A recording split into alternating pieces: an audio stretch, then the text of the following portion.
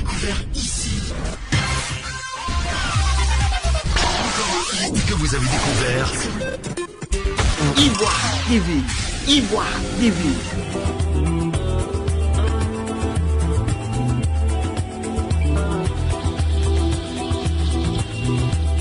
Nous sommes battus pour la dignité. Parce que quand dans un village on instaure des lois, tout le monde a le droit et l'obligation de respecter la loi. C'est la loi qui fait la communauté. Là où il n'y a pas de loi, c'est la jungle. C'est la loi du plus fort.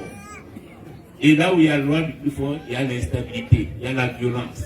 Et là où il y a l'instabilité et la violence, il n'y a pas de progrès, il n'y a pas de développement. Donc la loi est au centre de la vie des hommes. Qu'elle soit coutumière, qu'elle soit moderne, la loi, c'est elle qui régit. C'est ça qui fait la différence entre les hommes et les animaux. Donc quand la loi est piétinée, quand la loi est bafouée, tout le monde doit se lever pour dire non. Et c'est ce que nous avons fait. Nous l'avons fait parce que nous sommes des êtres dignes. Nous l'avons fait parce que nous voulons qu'on nous respecte. Nous l'avons fait parce que nous ne voulons pas subir la loi du plus fort. Nous avons souffert. Il y a eu des morts, il y a eu des arrestations, il y a eu des blessés.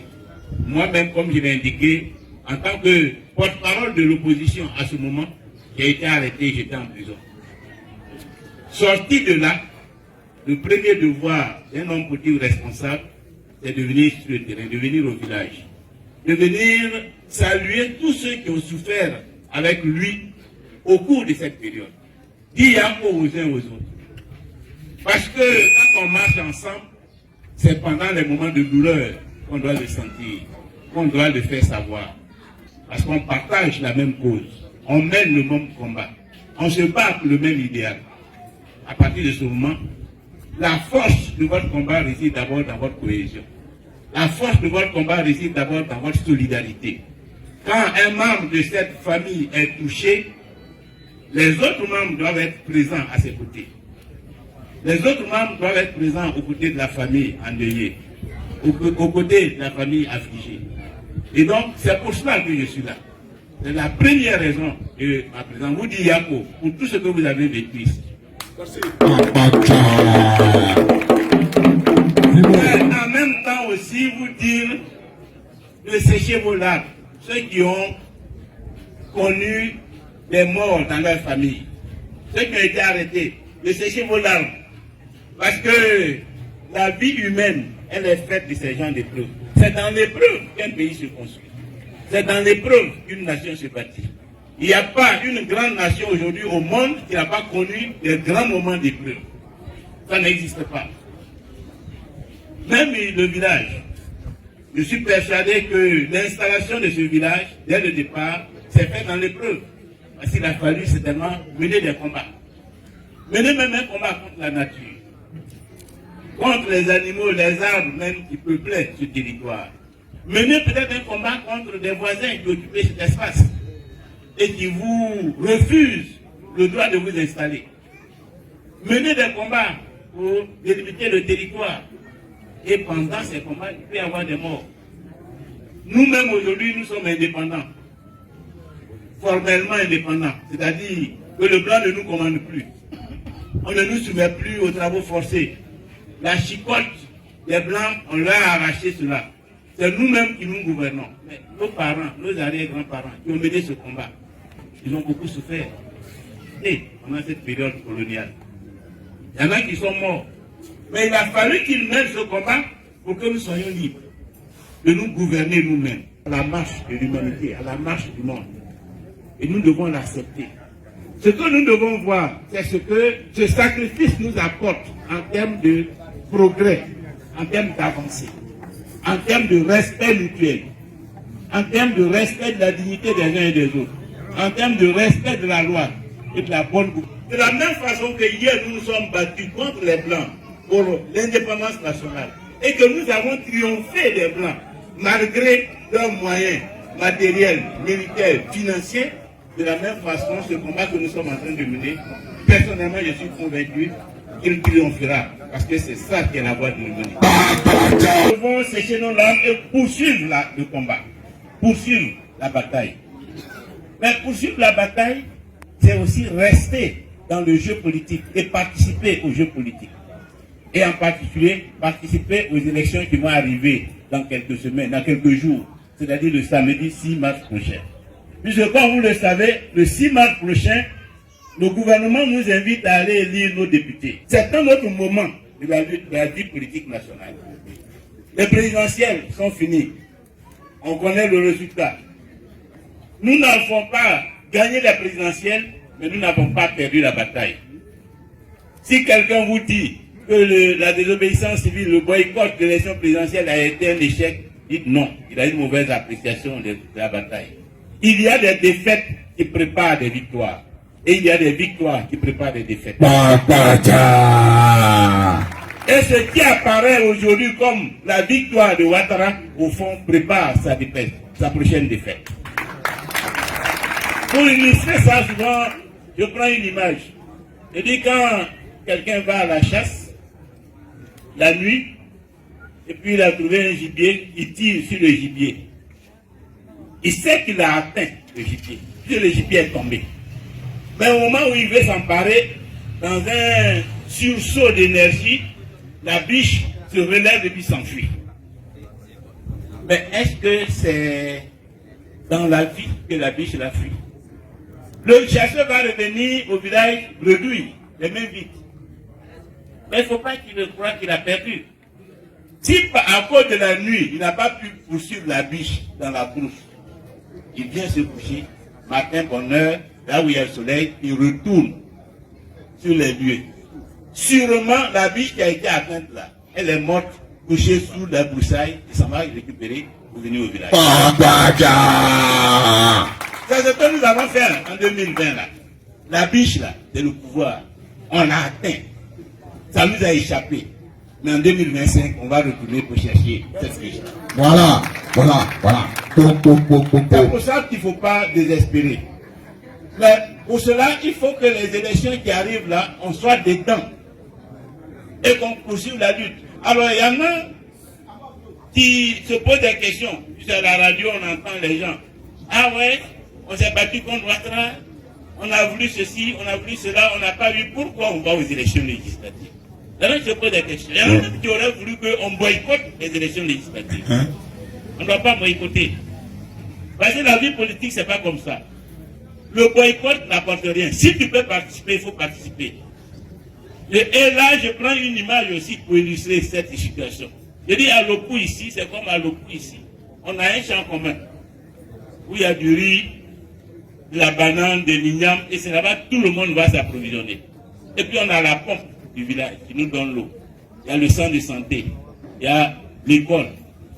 Et on dit que pour gérer chaque chose, il faut voter. Au moment de voter pour le riz, le chef, il a manœuvré et il a mis la main sur le champ. Il s'est accaparé le champ. On n'est pas content, on est fâché, mais il s'est accaparé le champ. Et puis, le moment d'aller voter pour la pompe arrive.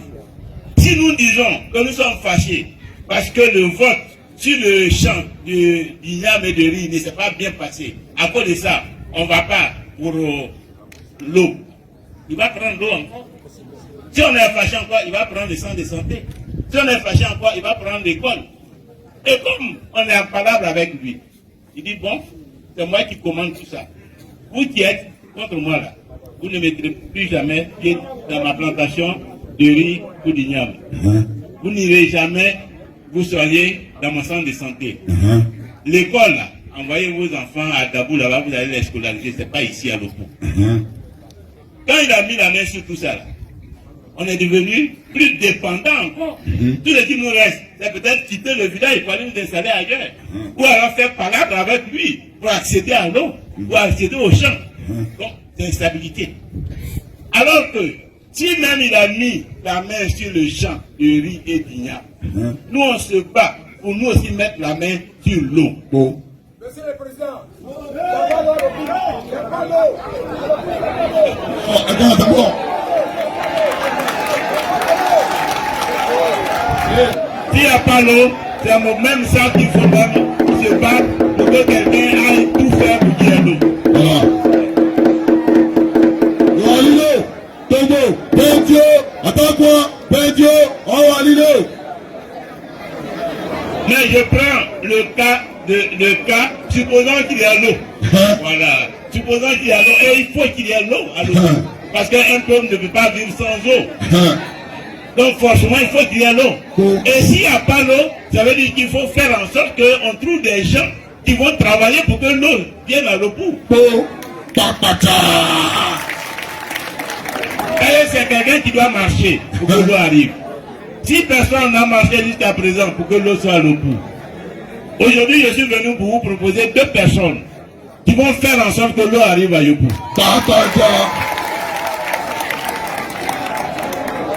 Et si l'eau est là et que nous on a mis la main sur l'eau, le chef ne peut pas nous mépriser.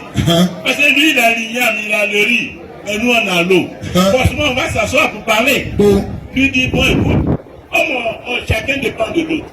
Toi tu dépends de nous pour l'eau, parce que sans l'eau tu ne peux pas cuire ton riz, tu ne peux pas te laver, tu ne peux pas boire. Mais nous aussi avec l'eau seulement, nous on ne peut pas manger. Donc tu nous donnes chaque semaine 2 sacs de riz, on te donne 2 seaux d'eau. À ce moment-là, personne ne peut mépriser l'autre.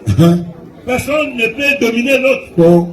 Il y a ce qu'on appelle un équilibre. On est obligé de négocier pour pouvoir vivre ensemble et que chacun puisse prospérer. Voilà pourquoi il faut participer pour contrôler des institutions.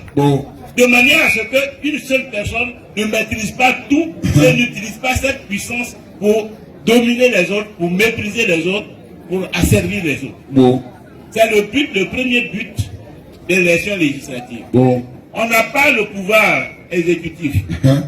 On n'a pas le gouvernement. Si nous ne voulons pas que ce qui s'est passé en 2020 se répète, nous devons tout faire pour contrôler l'Assemblée nationale. Nous devons tout faire pour contrôler l'Assemblée nationale. Parce que pourquoi il y a eu des obéissances civiles? Pourquoi il y a eu boycott? Parce que Ouattara avait le gouvernement et il avait l'Assemblée. Il avait tout. Et parce qu'il a tout, il a pu nous imposer une constitution que nous ne voulions pas. Il a créé le Sénat. Nous, on ne voit pas ce que le Sénat nous apporte. Il a créé pas de vice-président. On ne voit pas ce que le vice-président apporte. Mais il a fait ça et on n'a rien pu faire. Il nous a imposé donc, sa constitution. Il nous a imposé son code électoral. Il nous a imposé sa commission électorale indépendante. Parce que c'est lui seul qui est dominant à l'Assemblée. Ce qu'il veut là, ça les députés votent. À partir du moment où, parce qu'il est dominant, il nous a imposé un contexte juridique et institutionnel inacceptable, illégitime, ce qui nous restait, c'était quoi? C'était la rue. C'était d'envoyer un message pour dire aux jeunes, aux vieux, aux populations, les lois que Ouattara a votées là, nous on n'est pas d'accord, ce n'est pas bon. Et si c'est comme ça là, c'est comme si l'élection qui arrive là n'a aucun sens. Donc, faites tout pour empêcher l'application de ces lois. Faites tout pour bloquer les rues. Faites tout pour bloquer les centres de vote. De manière à ce que l'élection présidentielle ne se fasse pas selon les lois de Ouattara. C'était la seule possibilité qui nous restait. Mais pourquoi? Or, nous savons tous les dommages que cela a causé. Les maîtrissures, les douleurs que nous avons dû affronter. Il y a eu des morts. Mais il y a eu des morts parce qu'on est absent de l'Assemblée.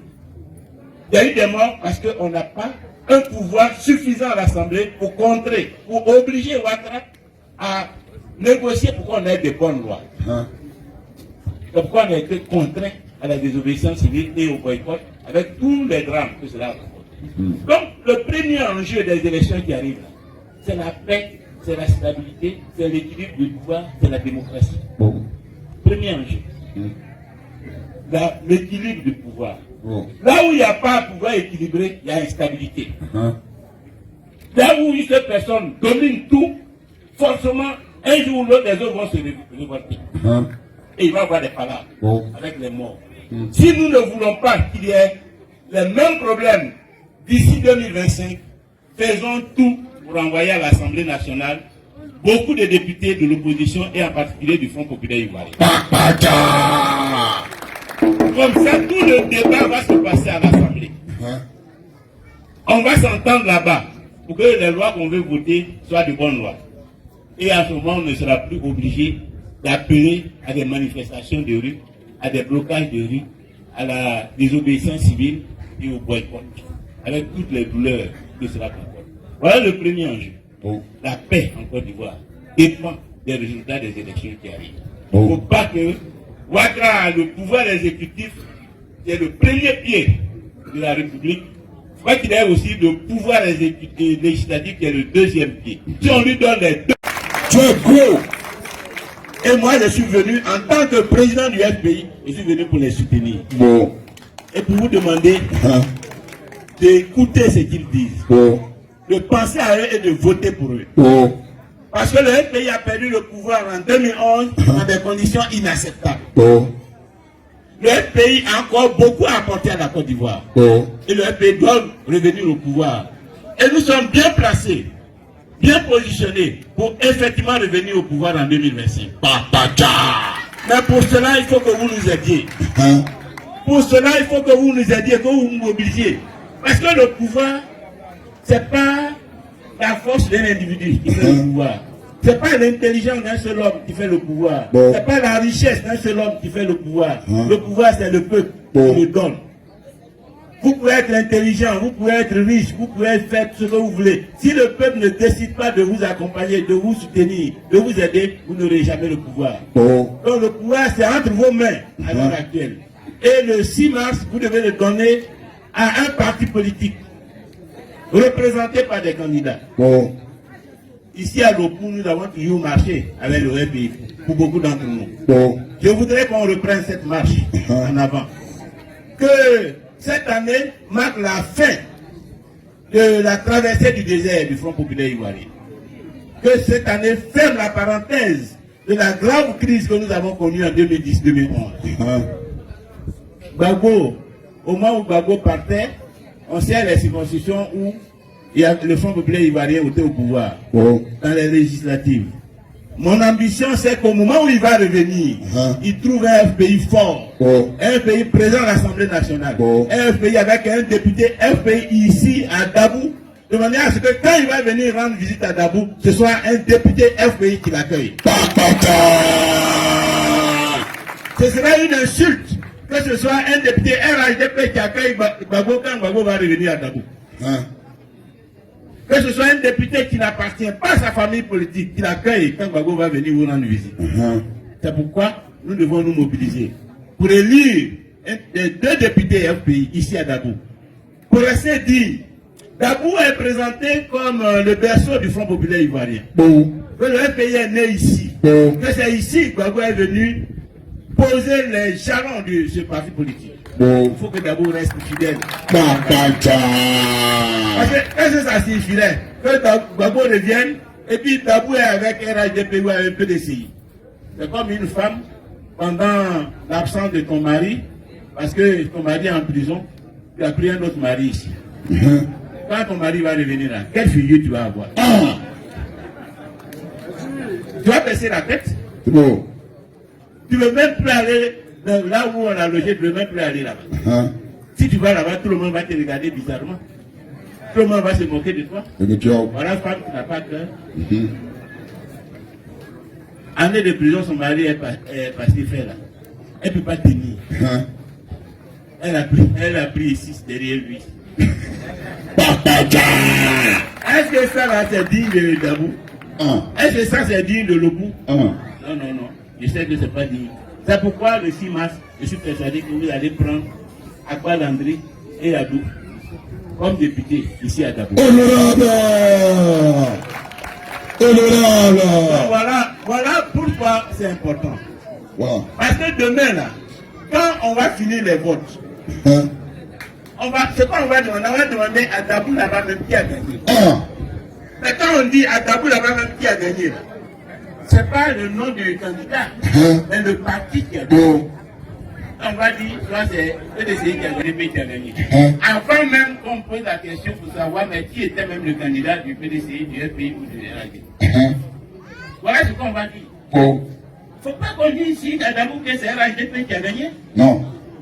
RHDP, avec tout ce qu'ils nous ont fait, toutes les personnes qu'ils ont tuées ici, toutes les arrestations qu'il y a eu ici, et bien on va voter RHDP ici à nos coups. Ou bien on est tombé sur notre tête ou quoi.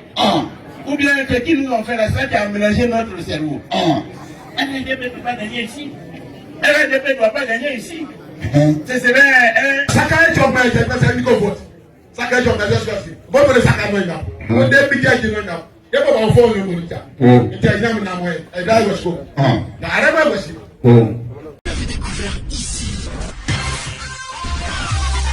Encore un hit que vous avez découvert. Ivoire TV. Ivoire TV.